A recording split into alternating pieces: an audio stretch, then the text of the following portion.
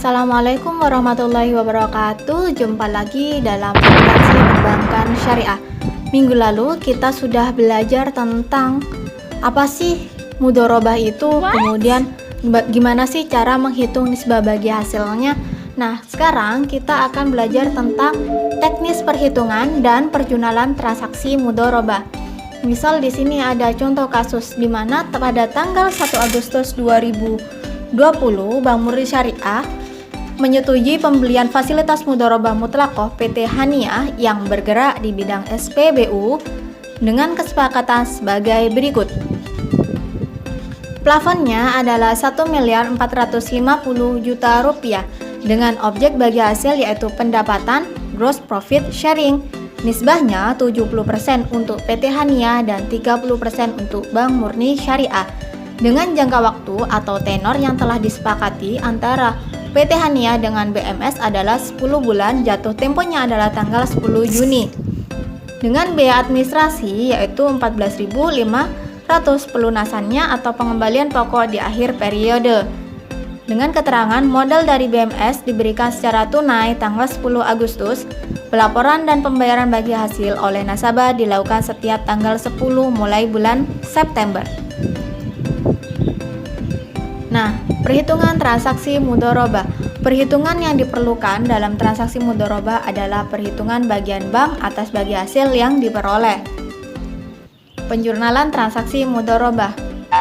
Saat penandatangan akad mudharabah, maka yang harus dijurnal ada yang pertama, pos lawan komitmen administrasi pembiayaan pada kewajiban komitmen administrasi pembiayaan.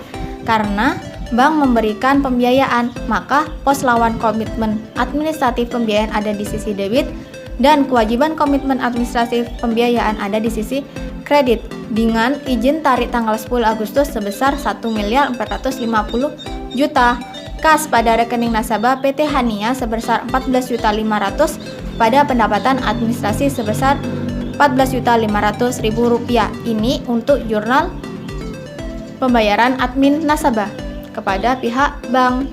Selanjutnya pada saat penyerahan investasi mudharabah pada tanggal 10 Agustus BMS mencairkan pembiayaan sebesar 1.450.000.000 rupiah untuk investasi mudharabah. Maka yang perlu dijurnal yakni investasi mudharabah ada di sisi debit, kemudian kas bank berkurang ada di sisi kredit, serta kewajiban komitmen administrasi pembiayaan ada di sisi debit dan pos lawan komitmen administrasi pembiayaan ada di sisi kredit dibalik dari jurnal yang awal sebesar 1.450.000 rupiah. Nah, jurnal penyerahan modal mudharabah berupa aset non-kas. Jika nilai wajar lebih tinggi daripada nilai tercatatnya, maka selisihnya diakui sebagai keuntungan tangguhan dan diamortisasi sesuai jangka waktu akad mudharabah. Yang dijurnal adalah investasi mudharabah di sisi debit pada keuntungan tangguhan dan aset non-kas di sisi kredit, dan dijurnal juga keuntungan tangguhan di sisi debit dan keuntungan ada di sisi kredit. Jika nilai wajar lebih rendah daripada nilai tercatatnya, maka selisihnya diakui sebagai kerugian. Yang dijurnal maka investasi mudharabah dan kerugian ada di sisi debit serta aset non-kas ada di sisi kredit. Selanjutnya yang kita jurnal adalah penurunan nilai aset non-kas. Terjadi sebelum usaha dimulai, diakui sebagai kerugian dan mengurangi saldo investasi mudharabah.